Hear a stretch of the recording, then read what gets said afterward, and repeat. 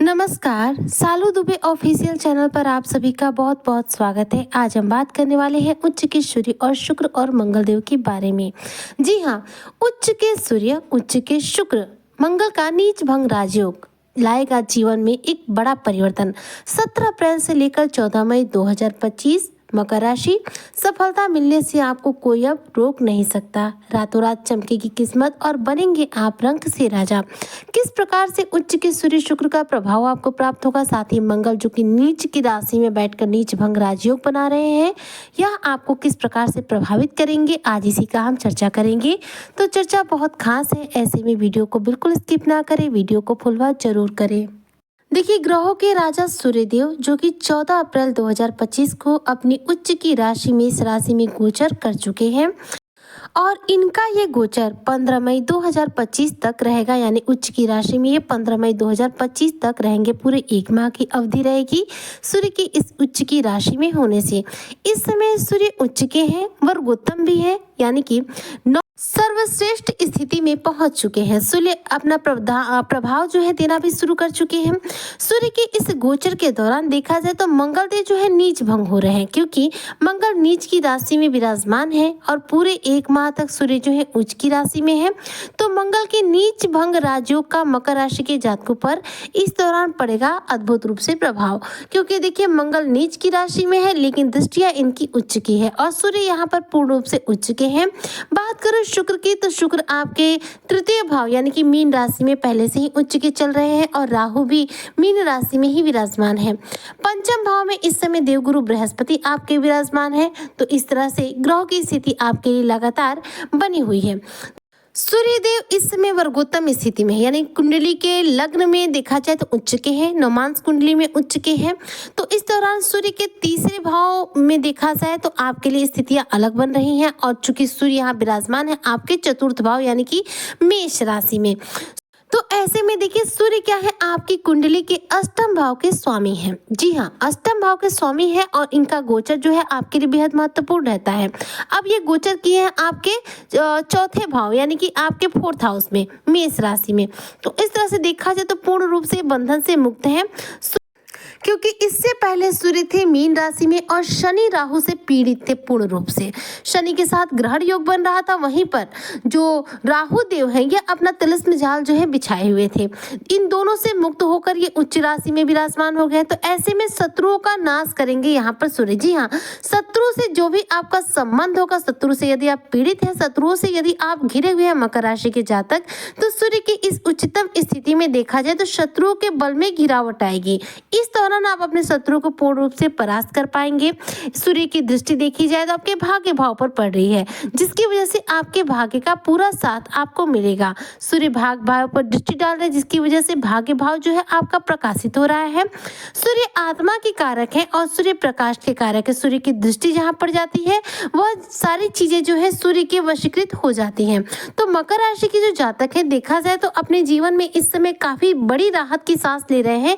एक तो 7.5 समाप्त होगी और सूर्य यहाँ पर प्रबल उच्च के हो गए। शनि थर्ड हाउस में चले गए। थर्ड हाउस में शनि का जाना सर्वोत्तम माना जाता है, क्योंकि जब शनि थर्ड हाउस में रहते हैं तो कभी भी नेगेटिव प्रभाव नहीं देते हैं। वहीं पर देखा जाए तो राहु जो कि उच्च स्थिति मानी जाती है कि राहु सबसे अच्छा प्रभाव थर्ड हाउस में और सेकेंड हाउस में देते हैं। तो थर्ड हाउस में इस समय भी राहु आपके विराजमान है। तो शनि और राहु के द्वारा शुभ फलों की प्राप्ति हो रही है। वहीं पर सूर्य की उच्चतम स्थिति की वजह से सूर्य के द्वारा भी अब आपको शुभ फलों की प्राप्ति होगी, क्योंकि सूर्य यहाँ पर वर्गोत्तम उच्च के हैं। तो इनकी दृष्टि जो है आपके दसम भाव पर भी जाएगी। सूर्य दिग्बली है तो दसम भाव पर जो इनकी दृष्टि जाएगी, ऐसे में करियर में, प्रोफेशन में आपको इस दौरान शानदार कामयाबी देखने को मिलेगी। सूर्य आपके आत्मबल को, आपके विश्वास को इस दौरान बढ़ाने वाले हैं। करियर में, प्रोफेशन में इस दौरान जो भी रुकावटें आ रही होंगी उसे यहाँ पर सूर्य जो है समाप्त करेंगे। सूर्य की दृष्टि से कुछ भी वंचित नहीं रह सकता है।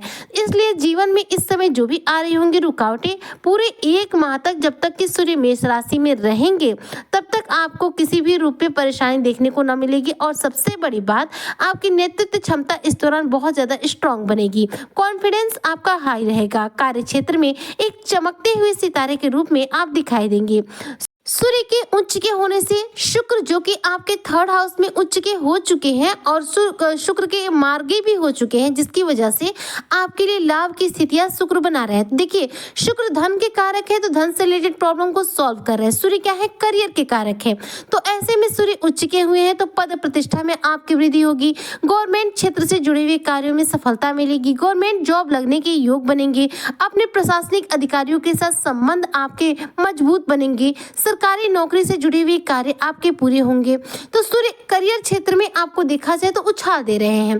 बात करूं मंगल की, तो मंगल क्या है, नीच के है, लेकिन दृष्टियां उच्च की है। नीच भंग राजयोग बना रहे हैं, तो मंगल के इस नीच भंग राजयोग का पूरा प्रभाव देखने को मिलेगा, जिससे कि साहस और पराक्रम में आपके किसी भी रूप में कमी नहीं होगी, क्योंकि मंगल साहस और पराक्रम के कारक ग्रह माने जाते हैं। वहीं पर देवगुरु बृहस्पति की मैं बात करूं तो मंगल के नक्षत्र मृगशिरा नक्षत्र में विराजमान हो चुके हैं। मंगल के नक्षत्र में होने से देवगुरु बृहस्पति भूमि भवन वाहन का सुख आपको प्रदान कर रहे हैं। तो ऐसे में समय जो है देखा जाए तो ग्रहों की स्थिति के अकॉर्डिंग काफी बेहतर है आपके लिए। सूर्य अष्टम भाव के स्वामी है और इस समय गोचर किए हैं आपके फोर्थ हाउस में, जिसकी वजह से गुप्त धन की इस दौरान आपको प्राप्ति हो सकती है। कोई डूबा हुआ पैसा, कोई अटका हुआ पैसा आपको प्राप्त हो सकता है। गवर्नमेंट की तरफ से कोई पैसा ऐसा है जो मिलना चाहिए, आपको रुक गया हो, न मिल पा रहा हो, वह प्राप्त हो जाएगा। सूर्य आरोग्यता के कारक है, ऐसे में स्वास्थ्य आपका बेहतर बनेगा। मन में जो आलस्य होगा वो दूर होगा। कार्य क्षेत्र में तरक्की के शुभ अवसर आपको प्राप्त होंगे। चौथे भाव में सूर्य है और सूर्य क्या है, अग्नि तत्व की राशि है। सूर्य अहंकार है, ईगो है, तो कहीं ना कहीं आपका अहंकार इस दौरान बढ़ा चढ़ा रहेगा। इसलिए वैवाहिक जीवन में थोड़ी सी उथल पुथल देखने को मिल सकती है। कहने का तात्पर्य यह है कि सूर्य उच्च के हैं, तो ऐसे में अहंकार, आपका ईगो बार बार बढ़ा रहेगा, जिसकी वजह से गुस्सा बहुत ज्यादा आपको आएगा। और गुस्सा जो होता है हमारी वाणी को खराब करता है। वाणी जो है हमारे रिश्तों को खराब करने का कार्य करती है। तो दाम्पत्य जीवन में किसी भी रूप में वाणी को कठोर न बनाएं, अपनी वाणी को जितना हो सके संयमित बनाएं, जिससे कि आपके रिश्ते जो हो खराब ना हो। माता का स्वास्थ्य इस दौरान थोड़ा सा डाउन हो सकता है और पिता का स्वास्थ्य जो है बेहतर हो सकता है। सूर्य इस दौरान देखा जाए तो फोर्थ हाउस में है और फिफ्थ हाउस में देवगुरु बृहस्पति है, तो सूर्य को गुरु का भी बल प्राप्त हो रहा है। इसलिए आपके लिए इस समय जो स्थिति बन रही है वो काफी लाभप्रद है। ग्रहों की स्थिति के अकॉर्डिंग अगर कहूं तो देखिए, इस समय यदि आप किसी भी कार्य के लिए प्रयास करते हैं तो आपको सफलता मिलने से कोई भी ताकत रोक नहीं सकती है, क्योंकि कोई भी ऐसा ग्रह नहीं है जो इस समय आपको नेगेटिव प्रभाव दे रहा हो। सभी ग्रहों की स्थिति काफी बेहतरीन है, इसलिए सफलता मिलने से आपको कोई रोक भी नहीं सकता। और चूंकि शुक्र भी उच्च के हैं और गुरु भी इस समय मंगल के नक्षत्र में है, तो ऐसे में रातों रात आपकी किस्मत चमक सकती है। आप रंग से राजा बन सकते हैं। इसके लिए बहुत जरूरी है आप प्रयासरत रहें। जी हाँ, प्रयास के द्वारा ही हम किसी चीज में सफलता पाते हैं, क्योंकि ग्रह जो होते हैं यह अपनी स्थिति पर डिपेंड करते हैं कि हमारे भाग्य का साथ देंगे कि नहीं। क्योंकि हम बहुत बार कर्म करते हैं, सफलता नहीं मिलती, क्योंकि ग्रहों की स्थिति सही नहीं होती है। अब इस बार ग्रहों की स्थिति बेहद शानदार है। अब आप पर डिपेंड है आप कितना प्रयास करते हैं। आपके अब प्रयासों से अब आपको 100% सफलता हाथ लगेगी, क्योंकि ग्रह जो है उच्च की स्थिति में भी है और जो नीच की स्थिति में है वह भी आपको सर्वोत्तम प्रभाव दे रहे हैं। सूर्य मंगल का केंद्र संबंध भी इस दौरान बन रहा है, क्योंकि देखिए मंगल नीच की राशि में है, सूर्य उच्च के हैं, तो ऐसे में जो केंद्र संबंध इनका बन रहा है यह आपके लिए काफी लाभप्रद रहेगा, जिससे कि आपके इनकम में तेजी से वृद्धि होगी। व्यापार व्यवसाय में अचानक रूप से उन्नति होगी। करियर में ग्रोथ आएगी, इनकम बढ़ेगी। मंगल चौथे भाव के स्वामी है और आपके छठे भाव में गोचर किए हुए हैं, जिससे कि देखा जाए तो भूमि भवन वाहन प्रॉपर्टी का योग बन रहा है, जिससे कि आप भूमि भवन वाहन प्रॉपर्टी का सुख प्राप्त कर सकते हैं। तो गुरु की दृष्टि की बात करूं तो गुरु की दृष्टि पड़ी एकादश भाव पर, जिससे कि आपकी कोई बड़ी मनोकामना इस दौरान पूरी हो सकती है। यानी कि इस दौरान मकर राशि के जो जातक हैं इन्हें बेहतरीन रूप से समाज में मान प्रतिष्ठा भी मिलेगी, साथ ही इनके सभी रुके हुए कार्य जो है पूरे होंगे। शुक्र देव जो कि आपके दसम भाव के स्वामी है और पंचम के भी स्वामी है। शिक्षा का भाव होता है पंचम भाव। ऐसे में आपको करियर क्षेत्र में शुक्र की तरफ से भी सफलता हाथ लगेगी। यानी कि मकर राशि के जो जातक है इनके लिए समय एकदम अनुकूल चल रहा है। 11 मई तक कृतिका नक्षत्र में आ जाएंगे सूर्यदेव। इसके बाद सूर्य का जैसे ही कृतिका नक्षत्र में गोचर होगा ये और ज्यादा बलवान हो जाएंगे और चौथे भाव का सर्वोत्तम फल आपको प्रदान करना शुरू कर देंगे। इस दौरान आकस्मिक रूप से आपको धन लाभ होगा, अचानक रूप से धन की प्राप्ति होगी, अचानक रूप से भूमि भवन वाहन का योग बनेगा, विदेश जाने का सपना आपका पूरा होगा।